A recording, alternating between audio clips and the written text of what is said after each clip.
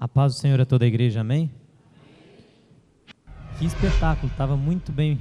Até comentei com a Alana enquanto eu vi as crianças aqui fazendo a comemoração, dançando. Gostei muito. Pastor, os organizadores, vocês estão todos de parabéns. A Igreja Batista Betel é uma igreja cheia de vida, de alegria. Eu não comentei, pastor, mas depois do evento que teve lá perto do Escaramal, eu recebi uma mensagem no site dizendo assim que queria agradecer a receptividade e disseram que tinham pessoas ali, eu vi que era o pessoal da igreja, que estavam recebendo até no estacionamento, lá dentro, de forma muito calorosa e animada. Isso foi observado por uma pessoa de Campo Mourão, que mandou essa mensagem. Então, há um diferencial quando nós honramos e celebramos as pessoas. Alguém está chegando, vamos celebrar a presença delas. Aqui a Igreja Batista Betel é um lugar que eu vejo isso. Não digo isso porque eu estou aqui pregando, porque uma das coisas que eu aprendi, se você não acha uma coisa, é melhor não falar nada. Mas se você pode tornar a vida de alguém melhor, se você pode destacar uma qualidade ou um dom, isso é sempre muito bem-vindo. E eu garanto para você que um mês de casamento teu pode ficar melhor se você fizer um elogio para tua esposa que você nunca fez. Um mês de casamento pode melhorar se você olhar para o teu esposo e destacar 3, 4 qualidades dele. Mais ainda, se a linguagem do amor dele for palavras de afirmação. Alguém já leu aquele livro, As 5 Linguagens do Amor? Alguém conhece esse livro? Já ouviu falar? Tem gente que já leu e alguns conhecem. É um livro que, se você está com um problema no casamento, vale a pena você ler. Então, sempre que a Bíblia diz que como água fresca para uma garganta sedenta é as boas novas de terra distante. Quando você recebe uma boa notícia, você fica feliz, você celebra, você se contenta porque é algo bom. Agora, como é ruim quando vem alguém e deve ser notícia ruim, você já aperta o coração, pensa o que será aquilo. Notícias ruins, elas vão vir e vão acontecer, mas eu quero ser portador de boas notícias e quero também receber boas notícias, amém? Todos que trouxeram a Bíblia, abrem 2 Crônicas, capítulo 2, versículo 11. 2 Crônicas, capítulo 2, versículo 11. Queria agradecer minha mãe que chegou ali também.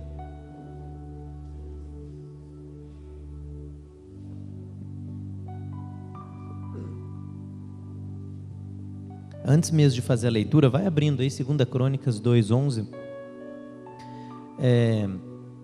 Teve há um tempo atrás, faz mais ou menos, está para fazer uns 2 anos, 1 ano e meio que eu conheço o Dr. Samuel. O Dr. Samuel, que também atende aqui na igreja, como pastor, já esteve até ministrando aqui, mais ou menos 1 ano e meio, 2. E conversando, eu lembro que nesse 1 ano e meio, 2 atrás, eu não entendia muito bem não entendo na verdade, porque não é minha área, né? Sobre psicologia. E eu lembro um dia ele chegou lá em casa, eu, cabreiro, olhei para ele assim, falei, vamos ver quem que é esse, né? Porque eu sou um pouco desconfiado quando eu conheço alguém. A gente tem que sempre dar o voto da confiança, o benefício da dúvida. Mas eu lembro de uma frase que minha mãe comenta, que meu avô já falava, você tem que confiar desconfiando. E daí ele chegou em casa, e eu tenho por hábito, e às vezes eu acabo depois descobrindo que acaba sendo um pouco petulante de fazer uma bateria de pergunta. E nada provocativo, mas ali porque eu estou querendo entender e conhecer a pessoa. E eu lembro de eu fazer umas perguntas para ele, e ele começar a conversar, e eu estava gostando dele, gosto dele. Hoje nós temos uma aliança forte, até toda primeira quinta do mês ele está fazendo a transmissão com a gente na internet. Está direto aqui, né, pastor? E eu lembro que quando eu comecei a conversar com ele, eu era contra psicólogo, a pessoa ia atrás de um psicólogo. Até ele fala que 60% há um risco ali de muitos psicólogos te comprometerem, pessoas que não estão preparadas para te ajudar, querer te ajudar, e acabam piorando as coisas, porque tem muita gente que vai estudar, não estou falando todos, mas que vai estudar psicologia porque estão diante de um transtorno intenso próprio, achando que ali vão encontrar a solução, que muitas vezes só está em Deus, e acabam daí querendo passar a ajudar outros. Eu já vi psicólogos depressivos tentando ajudar pessoas depressivas, então isso é muito perigoso. E o próprio Dr. Samuel, que tem doutorado em psicologia, me alertou e falou, isso realmente acontece. Mas eu generalizava, eu excluía esse ramo da alma da minha vida. Por um tempo, acho que o cristão, muitos deles, eles passam por uma etapa. Primeiro você olha e fala assim, olha, eu preciso, quando você chega a Jesus Cristo, naquele processo de santificação, e nós já falamos isso outro dia, o processo de santificação inicia-se na conversão. A partir do momento que você diz que recebe Jesus como teu único e suficiente Salvador, você é justificado por imputação, você foi declarado justo. Nós falamos isso no último domingo. Então, a partir daquele momento, você entra no processo de santificação. E muitos cristãos, nessa etapa, de forma bem intencionada, esquecem de duas outras grandes áreas da nossa vida: a física e a alma. E nós focamos no espiritual. A Bíblia diz em Lucas 2,52 que Jesus crescia em graça e em sabedoria diante de Deus e dos homens. Olha que coisa espetacular. Jesus crescia em graça e em sabedoria diante de Deus e dos homens. E é esse o exemplo que nós temos que seguir. Ele tinha uma vida espiritual, crescia em graça, mas ele também tinha uma vida aqui na terra, crescia na vida física dele aqui, no aspecto biológico. Em estatura ele crescia em graça, em estatura e sabedoria diante de Deus e dos homens. Por quê? Estatura porque é o corpo dele. Nós comemos arroz e feijão, nos cuidamos por isso. E eu me lembro muito bem de rejeitar muito tudo aquilo que era falado, que ele me falava, não que ele, mas que em geral que eu ouvia desse ramo que é da psicologia. E eu, para aquilo para mim, nem existia. Depois que eu comecei a conversar com ele, eu comecei a descobrir que eu estava vivendo em uma bolha na minha mente, naquele contexto, e eu não sabia de muita coisa que eu podia saber. E você já vai entender por que eu quero te dizer tudo isso.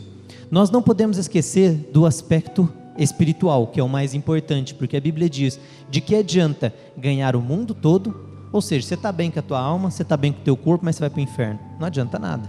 Você está bem ali emocionalmente, você está bem com a tua família, o teu casamento está indo, mas daí você tem a condenação eterna. Ou você tem dinheiro no bolso, está prosperando, mas vai ser condenado. Nada, nós não podemos abrir mão da nossa intimidade com Deus por nada, porque é o mais importante. Mas nós não podemos esquecer que Deus também nos deu um corpo. Na Bíblia, no capítulo 17 de João, Jesus diz que nós não somos do mundo, mas estamos no mundo, e que Ele pediu a Deus que não nos tire do mundo, mas que nos dê graça para vencermos do mundo. Por isso o alerta que eu quero dar dentro dessa própria perspectiva que eu vivi, é nós estarmos abertos, e nós já pregamos sobre isso há mais ou menos um ano atrás, quando citamos Provérbios 2, do versículo 2 ao 5, depois se você quiser ler esses textos, são fantásticos, se der tempo a gente até passa rapidamente sobre eles, mas nós não vivemos em uma bolha, fechados naquilo que nós acreditamos, claro, jamais abrir mão dos nossos princípios, mas deixando de aprender o que a Bíblia tem para nos ensinar. Tem mais coisas que a Bíblia pode nos ensinar. Hoje mesmo, falando sobre a Bíblia, na hora que eu estava conversando com algumas pessoas, sentado ali numa mesa, surgiu um ponto, uma questão em que eu discordei um pouco ali da opinião que foi posta, mas eu percebi que no ambiente, ninguém ali queria ouvir de ninguém. Nós, naquela reunião que estava tendo, cada um queria expor as suas ideias, com a mente bloqueada e fechada. Você já deve ter vivido isso, de tentar falar alguma coisa para alguém, entrar em um assunto, e a mente da pessoa está tão bloqueada, tão fechada, que ela mal entende o que você está falando. No final da conversa você pensa: nossa, mas ela nem deixou eu dizer, nem pude completar. Ou então você termina, completa, mas a ideia não entra. De tanto que nós estamos dentro dos nossos próprios conceitos, daquilo que a gente acha que é certo, daquilo que a gente acha que é bom. Então é muito importante estarmos preparados para renovar a nossa mente. Isso é bíblico. Não vos conformeis com este mundo, mas transformai-vos pela renovação do vosso entendimento. Romanos 1,17, crescendo de fé em fé, porque o justo viverá pela fé. E o apóstolo Paulo diz que nós temos que crescer na jornada espiritual, em Hebreus 5,11 até o capítulo 6, quando ele diz que nós podemos comer alimentos sólidos, quando já tivermos deixado os rudimentos elementares da fé cristã, que é a salvação, o batismo, imposição de mãos. Ele cita alguns exemplos, que nós em outra oportunidade também já tocamos nesse assunto. Portanto, nós precisamos ter a mente pronta para renová-la. O tema que eu quero trazer hoje é sobre excelência. E quando nós estamos com a mente renovada, um alerta: dentro de um único texto bíblico, você consegue aprender muita coisa, porque conforme você vai andando com as pessoas, você vai descobrindo que você tem mais a aprender. Nós, normalmente, achamos que as pessoas que estão do nosso lado têm um nível de conhecimento. E o nível de conhecimento que elas têm, em regra, é 100 vezes maior do que a gente pensa que é. 100 vezes maior do que nós pensamos que é. Eu uma vez conversando com uma pessoa que estava estudando um outro idioma, e ela disse assim: olha, às vezes quando eu vou estudar esse outro idioma, eu fico um pouco indignado, porque eu quero muito me aprofundar mais em alguns conceitos, mas a pessoa que está me ensinando acha que eu sei menos, então ela exige menos, ela vai muito devagar e me trava e me enrosca. Há uma tendência nossa em diminuir inconscientemente o valor do próximo. É uma tendência pecaminosa. Nós tendemos a olhar para nós mesmos. Se não fosse assim, o apóstolo Paulo não aconselharia em Filipenses, capítulo 2, dizendo: considere os outros superiores a você. Lembra que o apóstolo Paulo diz: considere os outros superiores, eles são mais, é para a gente considerar como se fossem maiores do que nós. Isso quer dizer que é para eu me desprezar? Jamais.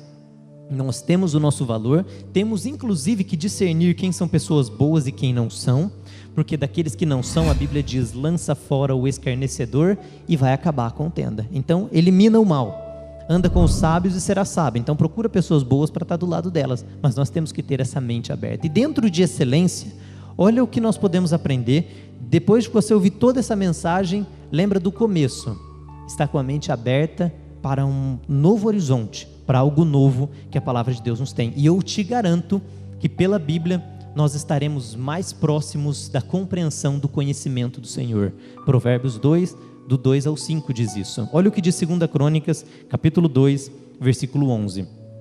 Hirão, rei de Tiro, respondeu por meio de uma carta que enviou a Salomão: porque o Senhor ama seu povo, te constituiu rei sobre ele. E acrescentou Hirão: bendito seja o Senhor, Deus de Israel, que fez os céus e a terra. Deu ao rei Davi um filho sábio, de grande prudência e entendimento, que edifique a casa ao Senhor e para o seu próprio reino. Enviou um homem hábil de entendimento, a saber, Hirão-Abi, filho de uma mulher das filhas de Dan, e cujo pai foi homem de Tiro. Este sabe lavrar em ouro, em prata, em bronze, em ferro, em pedras, em madeiras, em púrpura, em azul, em linho fino e em carmesim. E é perito em toda obra de buril e para toda espécie de engenhosas invenções. Ele trabalhará com os teus peritos e com os peritos de Davi, meu senhor, teu pai. Depois, até aqui tá bom. Esse versículo 14, se puder deixar ele aqui na tela, pode até fechar a tua Bíblia. Esse é o texto que eu quero trazer como iniciação para a nossa mensagem, que é o texto carro-chefe dela. Olha o que tem nesse texto. Hirão era o rei de Tiro, que era amigo de Davi, e ele fica impressionado quando ele descobre que o filho que sucede o rei Davi é Salomão, e ele fica maravilhado ainda quando ele vê que Salomão é um homem sábio, e Salomão faz uma parceria com ele, depois chega ao ponto de até conceder algumas cidades para Hirão, Salomão, e eles viram amigos, eles fazem comércio e negócios. Veja que interessante, por mais que Salomão fosse o homem mais sábio que já existiu, homem 100% homem, porque Jesus era homem e Deus, e não dá para comparar um ser divino com Salomão, mas por mais que Salomão fosse o homem mais sábio que já existiu, mesmo assim ele precisava da ajuda de Tiro para fornecer um homem hábil que trabalhasse com ouro, prata, bronze, ferro, pedras em madeira, púrpura, azul, linho fino, carmesim, hábil em toda obra de buril, para toda espécie de engenhosas invenções. Ele precisava de alguém qualificado, porque ele entendia muito das coisas, mas ele não fazia tudo. Ele precisava de pessoas que fizessem. Por mais que você estude, se dedique, se torne excelente naquilo que você faz, nós sempre vamos precisar de alguém qualificado para estar do nosso lado. E algo que é interessante é que Salomão tinha por hábito de só contratar pessoas qualificadas, pessoas que eram boas e peritas no que fazia. Olha o que o texto diz: este sabe trabalhar em ouro, prata. Foi um homem de Tiro que sabe trabalhar em tudo isso, para que seja, e no final o texto diz, e para espécies de engenhosas invenções, para que lhe seja designado um lugar juntamente com os teus peritos, e com os peritos de teu pai Davi, meu senhor. Então ele era top no que fazia, ele era bom no que fazia. Sabe aquele cara que você olha, hoje mesmo eu estava ouvindo um rapaz que cuida de uma obra, de uma construção, estava falando assim para mim: tem um fulano de tal, e aquele cara é bom. Sabe quem que é o cara que é bom? É aquele cara que a hora que você fala, você consegue fazer isso aqui para mim? Ele fala, se ele não souber, ele fala, eu vou ver e vou tentar. Eu vou ver se eu consigo descobrir, vou ver se é possível. E ele vai lá e faz bem feito, e faz com qualidade. Sabe quem que é o que não é bom? É aquele que olha e fala assim, você não quer fazer? Eu garanto para você que quase todos que estão aqui já passaram por isso. Se você tem, por exemplo, uma obra, para você qualificar se um pedreiro é bom ou se ele não é. Você chega para um e fala assim, eu queria que a caixinha do interruptor da lâmpada ficasse aqui. Aí ele fala, mas aqui você vai ter que quebrar, isso aqui é difícil, isso aqui, você não quer pôr aqui? Aí você olha e fala, não, eu quero que fique lá. Não, mas você não quer colocar aqui? Daí você fica naquela... Eu acho que quase todos nós já vivenciamos algo parecido na nossa vida. Isso pode ser com um filho, com um pai, com um amigo. Se nós somos peritos e bons naquilo que fazemos, nós não só fazemos com qualidade, mas nós fazemos com disposição. Eu lembro de um homem muito inteligente, que eu considero muito inteligente, que olharam para ele e falaram bem assim, qual você acha que é o segredo para as pessoas gostarem de você? Ele falou, olha, eu acredito no que eu digo e eu falo, e eu vivo com muita intensidade aquilo que eu falo. Eu acredito mesmo. Se você acredita no que você fala, no que você vive, no que você faz na tua profissão e faz aquilo com intensidade, você vai convencer as pessoas do teu lado, daquele teu ramo, daquilo que você faz, daquilo que você gosta, você vai ter clientes ou você vai abençoar vidas, você vai conquistar, porque você de fato acredita naquilo. Agora, quando você está em uma profissão e você não acredita nela, você não consegue passar para os filhos. Eu já vi pais que não são ricos, que conseguiram, pais pobres, que conseguiram transportar ao filho o carinho, o amor e o prazer da profissão do pai. E eu já vi pais prósperos, que têm recursos financeiros e que os filhos não gostam da profissão do pai, não querem seguir a profissão do pai. Não que seja uma regra o filho ter de seguir ou não. Normalmente o filho começa caminhando junto com o dia a dia e as circunstâncias do pai dele. O próprio Jesus foi assim. Jesus era carpinteiro, filho de José carpinteiro. Ele começa a aprender ali e depois Jesus segue a sua linha.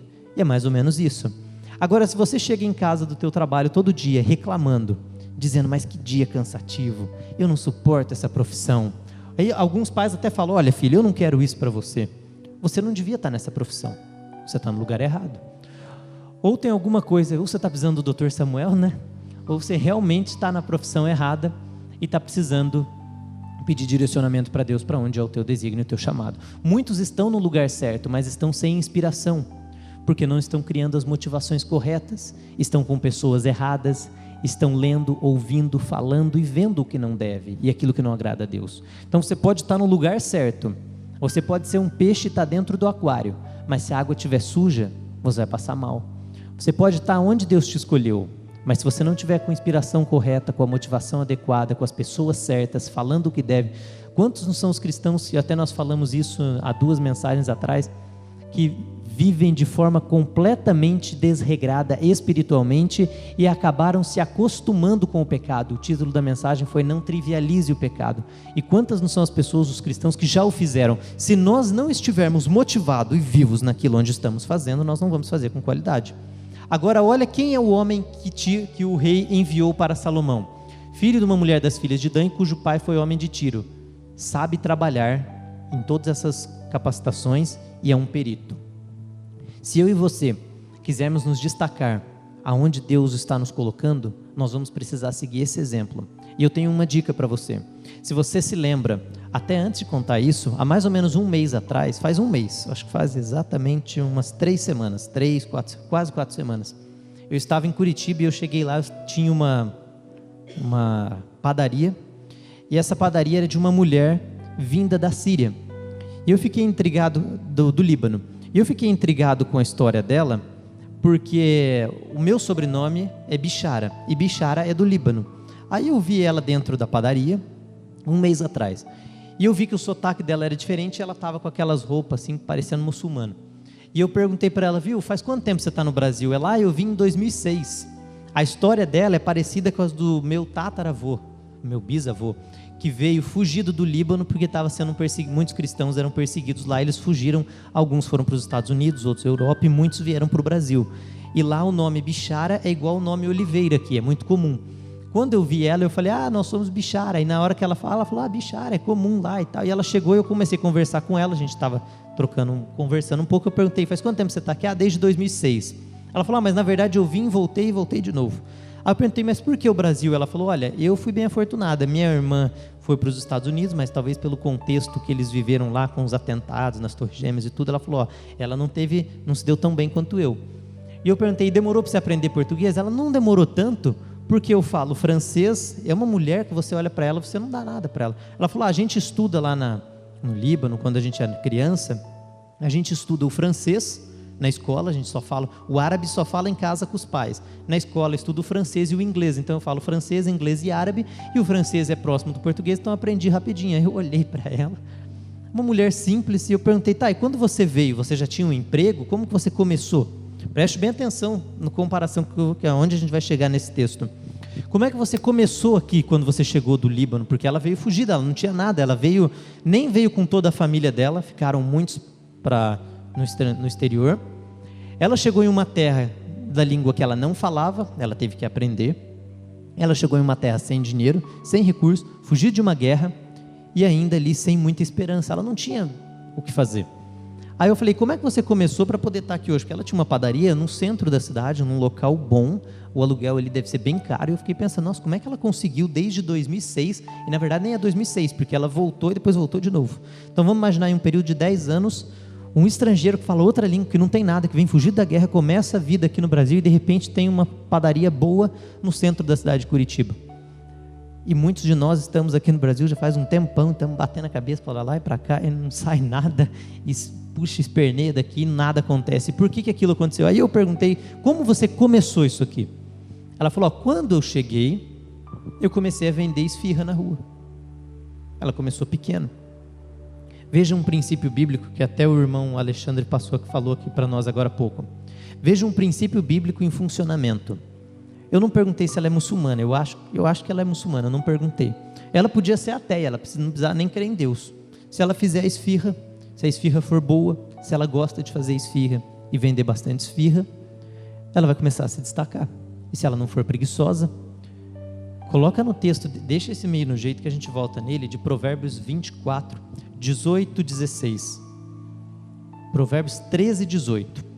13, 18. Depois a gente coloca no outro. Ela só começou pequeno e fazendo pouco. Olha o que diz o texto. Pobreza e afronta virão ao que rejeita a correção, mas o que guarda a repreensão será honrado.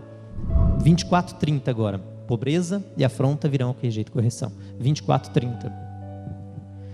Passei junto ao campo do preguiçoso e junto à vinha do homem falto de entendimento. E eis que tudo estava cheio de cardos e a sua superfície coberta de urtigas e o seu muro de pedra estava derrubado. 32. O que tendo eu visto, considerei, e vendo recebi instrução. Olha agora, 33. Um pouco para dormir, um pouco para toscanejar, um pouco para cruzar os braços em repouso. 34. Assim sobrevirá a tua pobreza como um salteador e a tua necessidade como um homem armado. Pode pôr em 2 Crônicas 2,14. Se dormir, vai ficar pobre. É o que está lá na Bíblia. Eu me intriguei com a história dela porque ela foi corajosa. Porque ela foi valente, ela começou, ela não tinha muita opção, e ela não só foi corajosa e começou, como ela continuou aquilo que ela começou. E a comida dela é boa, nós comemos lá. Ela fazia bem feito, ela literalmente era uma perita naquilo que fazia bem feito e continuou fazendo. É mais ou menos aquela que o Irão talvez enviaria para Salomão, para fazer esfirra para Salomão. Agora está aqui. O que é que nós, com todos os dons, os talentos, as oportunidades, com o conforto que a gente tem, aonde nós estamos fazendo com os talentos que Deus nos deu? Talento se resume em dom, em capacidades, em habilidades que você tem, em dinheiro que você tem. Você pode usar um dom seu, pode ser conversar com as pessoas, isso é um talento que Deus te deu. Pode ser o dinheiro que você tem no bolso para ajudar alguém. Pode ser um tempo que você vai investir. Pode ser a tua habilidade de resolver problemas. Tem pessoas que são fascinantes. O meu irmão André, eu acho que eu vi, ele está aqui. O André está ali. O meu irmão André, nós esses dias estávamos conversando e eu passei para ele um projeto que a gente está montando da casa que a gente está fazendo, e ele olhou aquele projeto, ele começou a dar um monte de ideias e um monte de palpites. Eu olhei, pensei e falei, como é que eu não pensei em nada disso aqui que ele está falando? E sempre que nós fazemos alguma reforma, alguma coisa, ele vai lá e ele dá as ideias dele, aquilo fica sempre ótimo, muito bom e muito bem bolado. Se for eu, é perigoso o interruptor ficar lá no teto para apertar na luz, porque eu esqueço desses detalhes. Mas ele não, ele é bom naquilo que ele faz. Ele é um ótimo resolvedor de problema para isso. Então, quando eu preciso da ajuda, quando eu preciso suprir a minha falta, aquilo que eu não tenho, eu corro atrás de quem pode e consegue. Nós precisamos ir atrás de quem faz e faz bem feito. E talvez o teu dom e o teu talento seja resolver problemas, seja a tua capacidade de sanar e ver coisas que ninguém consegue ver e colocar em cima delas algo maravilhoso. Por que existem arquitetos que ganham muito mais que outros, ou que têm ideias e alguém fala, nossa, como que ele conseguiu desenvolver isso? Como é que pode? Eu até estava conversando esses dias com meus irmãos, a gente estava vendo, depois que o Steve Jobs morreu da Apple, não surgiu mais nenhuma grande invenção assim. Você imagina, antes, em 2007 foi lançado o primeiro iPhone. 2007, o primeiro iPhone. Antes, todo mundo aqui lembra, pelo menos quem tem mais de, acho que de 20 anos de idade, lembra. O celular, não dava para você ver e-mail no teu celular. O WhatsApp, então, o WhatsApp começou em 2012, 13 mais ou menos, que começou a esquentar. Eu lembro que em 2016, quando eu saí da faculdade, é que estava começando. Pensa 7 anos atrás. Volta um pouquinho mais, há 12 anos atrás, em 2007. Nem iPhone tinha. Aí vem um cara e fala, estou inventando aqui um negócio que você não só vai mandar mensagem, mas você vai ver teu e-mail, você vai poder acessar tua conta bancária, você vai poder ler a Bíblia, você vai poder fazer tudo ali naquele aparelho. Há 12 anos atrás isso aconteceu. E hoje, você anda em qualquer canto, tem um monte de zumbi com o celular na mão. Interessante é que parece que o Steve Jobs nem dava celular para os filhos dele. Mas tem pais aí que estão dando para os filhos desde pequeno. Nós temos que tomar cuidado até com isso, porque a criança não sabe distinguir informação, ordenança, sugestão. Ela não tem a capacidade de lidar com os impulsos. Às vezes você olha que bonitinho, o filho tem 5 anos de idade, como ele é bom no iPad, no teclado, mas não sabe fazer mais nada. Não sabe se comunicar, não sabe enfrentar um problema, não sabe ouvir um não. Eu já disse outra vez, eu vi um pai no aeroporto deixando de falar no telefone porque a filha dele queria o telefone. E ele precisava conversar no telefone, mas ele tinha que estimular aquela criança. Depois, ele não vai reclamar quando o mundo disser não para ela. Aí ela ir lá e se matar, porque ela não sabe ouvir não, porque ela nunca ouviu um não. Mas interessante é que esse Steve Jobs, em 2007, lança o iPhone. Aí passa 4 anos, se eu não estiver enganado, 2011, ele lança o iPad. Aí mais uma grande invenção. Nossa, aí todas as empresas concorrentes começam a competir, por isso que a Apple é tão forte. E não é algo fascinante que um homem tenha a criatividade de fazer? Ele fazia e fazia com excelência aquilo que ele fazia. Como meu irmão olha e consegue fazer bem feito aquilo que você faz. E não é só o Steve Jobs, ou só o meu irmão, ou só... Todos nós temos um dom e um talento, e que se nós soubermos usar, Deus vai multiplicar em nós, na nossa colheita. Veja o detalhe.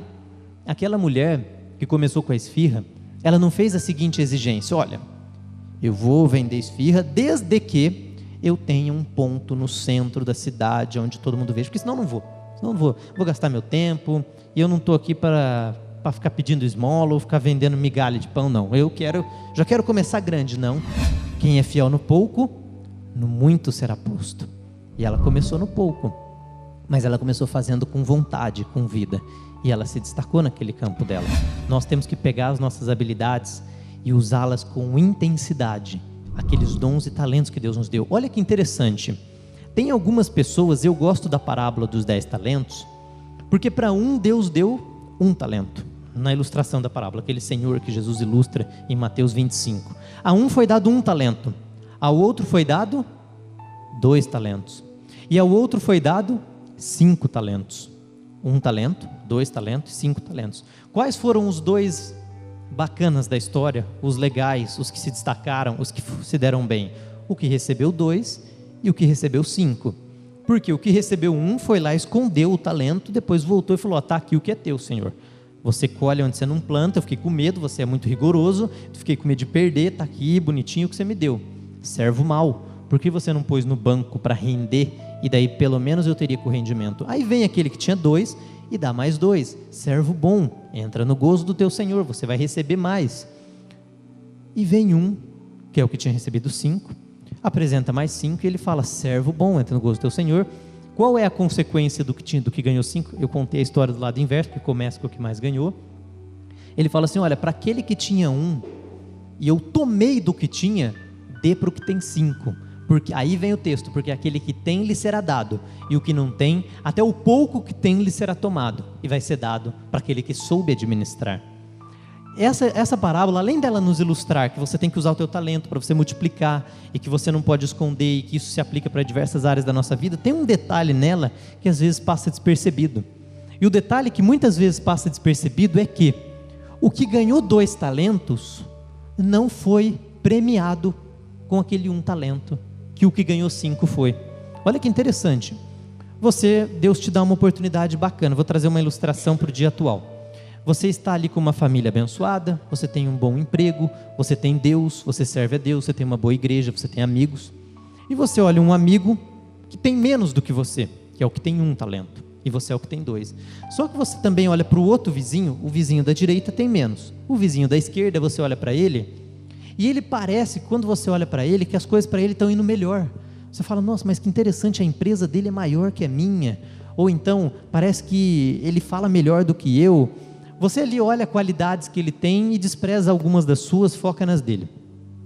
Naquele contexto, o que ganhou 2 talentos, ele não olhou para o que tinha 5 e falou assim, Senhor, por que você deu 2 para mim e 5 para ele? Porque lá na Bíblia diz assim, a cada um foi dado segundo o que podia administrar, segundo a sua capacidade. O que ganhou 2, não ficou reclamando porque ele não tinha os 5. Ele podia olhar e falar assim, mas eu queria 5, por que você me deu 2? Não, ele pegou os 2 que ele tinha, ele foi lá e multiplicou. E ele foi abençoado por isso, ele foi multiplicado por isso. Mas e aquele que tinha mais capacidade? Por que ele tinha mais capacidade? É simples, cada um Deus escolhe com um propósito e tem mais um detalhe. Nós progredimos na nossa jornada. Hoje, aquele que tinha 2 virou o que tem 4. Depois que ele tem 4, ele multiplica, ele vai ter 8, depois vão ter outros, e ele vai estar na frente de alguns outros. É um processo. E a nossa caminhada, a nossa jornada de excelência é um processo. Portanto, como nós estamos tratando de excelência, primeiro item, esteja com a mente aberta para você não viver dentro de uma bolha, achando que as coisas são só do modo com que você acredita.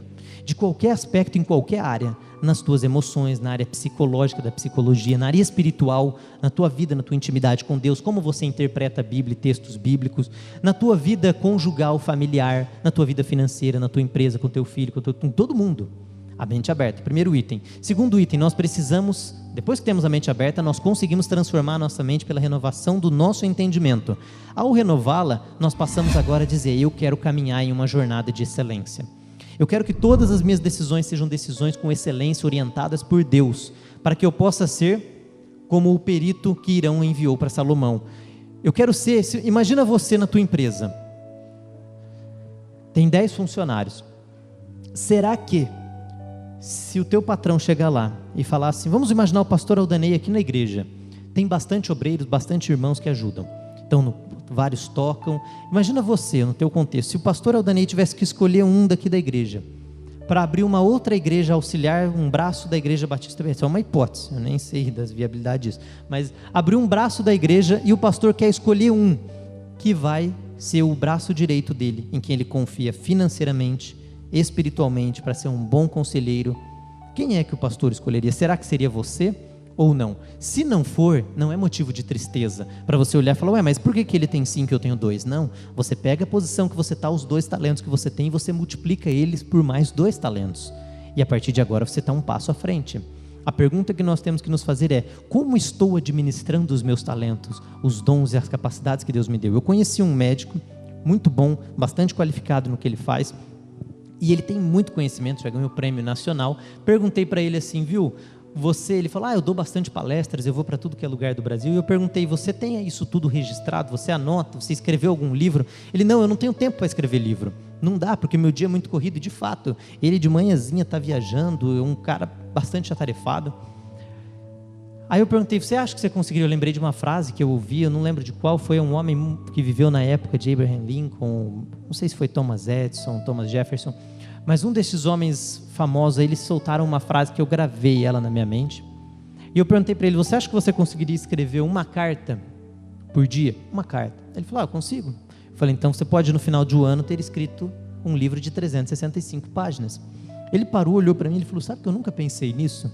Ele falou, acho que eu vou começar a registrar mais. Eu falei, é mais simples ainda, se você registrar ainda, gravar uma palestra tua, você paga R$3.000 para uma mulher, para uma pessoa que digita, eles organizam todo aquele conteúdo, você faz uma sequência de palestras, eles organizam o conteúdo, te põe num livro, e você depois que morrer, não vai ter ensinado apenas aqueles que aprenderam nas tuas palestras, mas você deixou um legado, você deixou um livro, a tua história permanece, a Bíblia está aqui, estas personagens bíblicas já se foram, mas a palavra permanece, o livro está escrito. Quantos livros de pessoas que já morreram há muito tempo, hoje, por exemplo, aquele livro Como Fazer Amigos e Influenciar Pessoas, de Dale Carnegie, é um dos mais vendidos no mundo, é um best-seller, depois da Bíblia parece que ele é o segundo mais vendido no mundo, e esse livro foi escrito em 1936, mas o legado continua, e nós temos que deixar um legado, não só num texto escrito, mas em tudo que fazemos, fazendo com excelência. Você não pode pegar os teus talentos e colocá-los, enterrá-los, esquecê-los e deixar de aplicar. e usar todas aquelas habilidades, todos aqueles dons, tudo aquilo que você faz bem feito,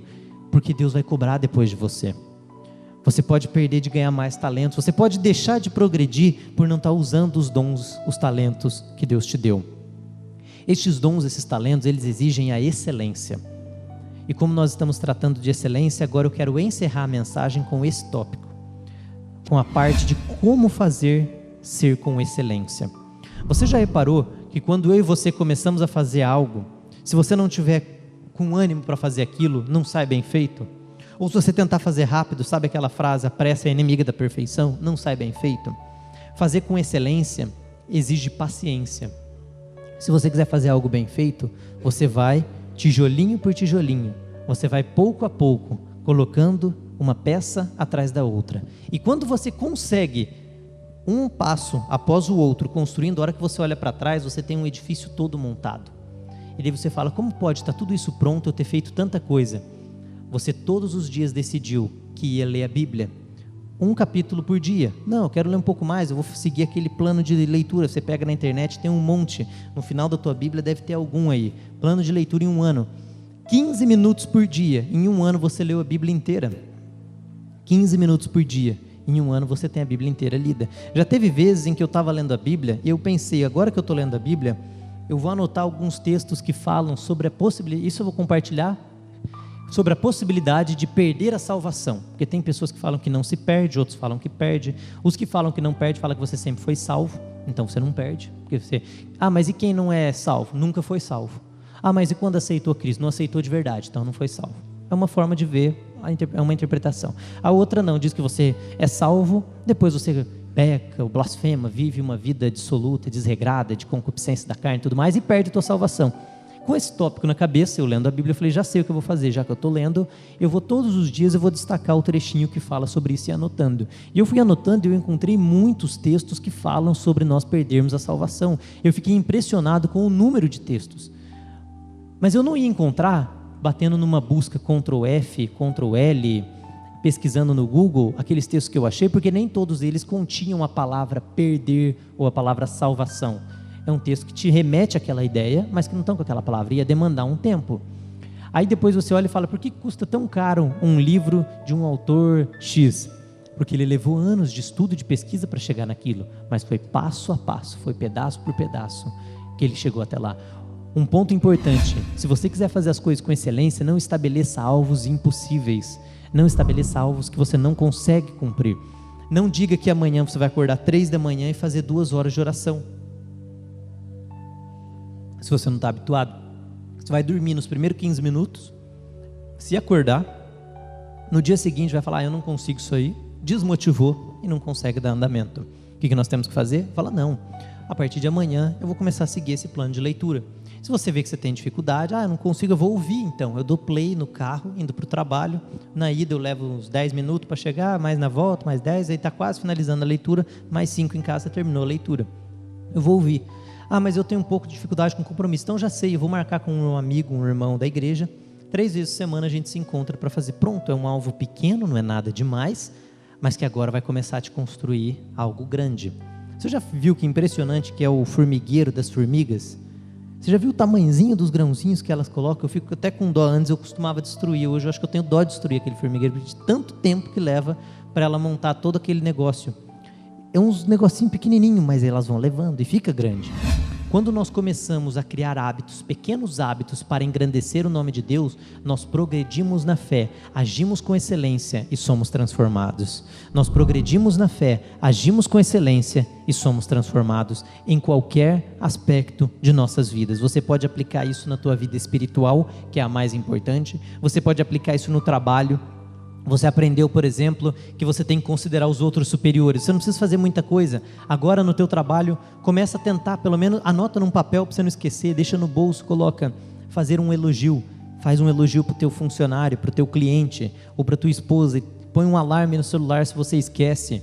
É um passo de cada vez. Aí você já está animado, está conseguindo, você estabelece uma nova meta. Eu vou escrever uma folha por dia daquilo que eu estou aprendendo. São sugestões dentro da palavra de Deus, no teu casamento. Você está precisando de ajuda no casamento? Já sei, eu vou pagar uma passagem de ônibus e vou ouvir uma palestra sobre casamento que eu pesquisei aqui na internet de um evento cristão que vai estar ensinando sobre como lidar com casais. Eu queria muito ler livro, eu vou estabelecer que eu vou ler um livro a cada 2 meses. Não precisa estabelecer um alvo muito grande. A hora que você vê, você começa a construir credibilidade com as pessoas, com Deus, crescer, aprimorar, e o teu formigueiro está bem grande.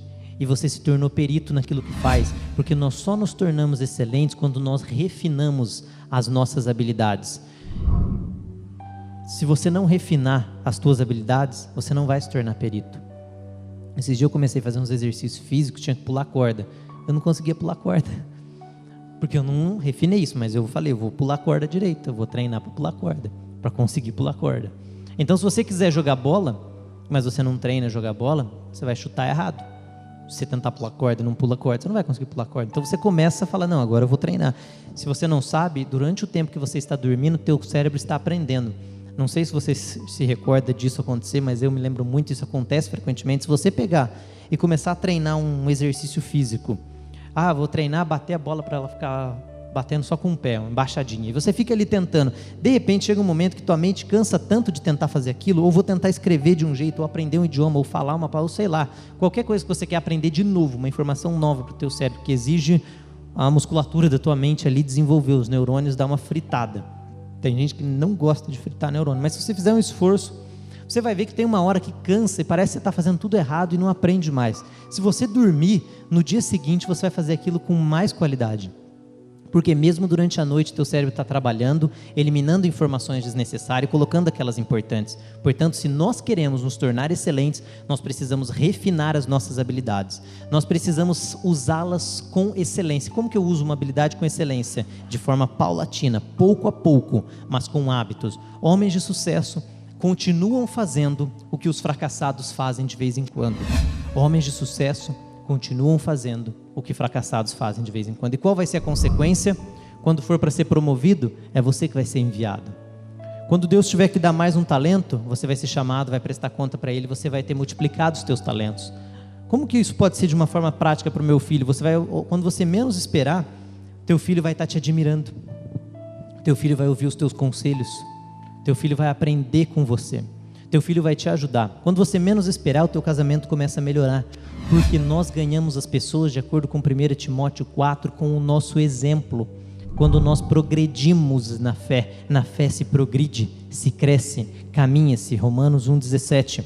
Nós crescemos, Romanos 1,17 diz para nós caminharmos de fé em fé. Nós precisamos desenvolver a nossa vida espiritual, a nossa vida emocional e a nossa vida aqui na terra. Jesus crescia em graça e em sabedoria diante de Deus e dos homens. Então, se hoje você sabe fazer esfirra bem feito, continue fazendo, faça com excelência, aprimore, refine essa qualidade e vai para cima com isso que Deus te deu, porque você vai multiplicar esse talento e Deus vai te multiplicar na tua colheita. Amém?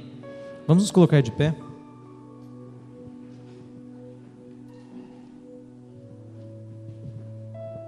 Senhor, estamos aqui na tua presença. Eu quero declarar, ó Deus, que hoje na Batista Betel nós iremos ter pessoas que irão não apenas fazer com excelência, mas que terão os teus talentos multiplicados, que irão refinar, irão criar hábitos diários, hábitos não impossíveis, mas que as levarão a lugares que não imaginaram, especialmente na tua presença, ó Deus. Sabemos, Senhor, que o mais importante é a nossa intimidade contigo e a nossa vida espiritual. Portanto, qualquer desafio que enfrentarmos, qualquer dificuldade, quer venhamos a nesta terra morrer, quer venhamos como Sadraque, Mesaque e Abednego disseram quando estavam para ser lançados na fornalha: o nosso Deus vai nos livrar, mas se Ele não nos livrar, fique sabendo, ó Rei, que nós não vamos adorar a Tua imagem, nós não vamos nos prostrar diante do problema, nós iremos usar todos os dons, todas as qualidades, com todas as nossas forças, ó Deus, aqui nesta terra enquanto há tempo, e a nossa semente será plantada em lugares aonde nunca imaginamos, Senhor, e a colheita virá de uma forma surpreendente. Senhor, eu declaro pessoas espiritualmente preparadas para um alimento sólido. Eu declaro, Senhor, espiritualmente, que todos que estão aqui nesta noite serão usados para ganhar almas ao Teu reino. Eu creio que até o fim deste ano, Senhor, pessoas que estão hoje nesta noite, e não poucas, mas mais do que 10, irão ser usadas para trazer pessoas a se converterem a Jesus Cristo, entrarem nessa igreja, adorarem o teu nome, celebrarem ao Senhor e terem a garantia da vida eterna. E isto será através da excelência nos talentos que serão usados. Obrigado, Senhor, por todas as oportunidades que o Senhor tem nos concedido. Obrigado pela tua palavra. Obrigado pelo teu ensinamento. Ajuda-nos a permanecer dentro dos teus mandamentos, a não nos desviarmos nem para a direita nem para a esquerda, mas permanecermos firmes, prosseguindo e usando com a maior qualidade os nossos talentos até que seja dia perfeito, até que consigamos alcançar a plenitude do que o Senhor quer para nós. Proteja-nos dos dardos inflamados do maligno, nos ajude a te servirmos e a estarmos do teu lado, dia e noite, em nome de Jesus. Amém. Deus abençoe a todos, podem se assentar.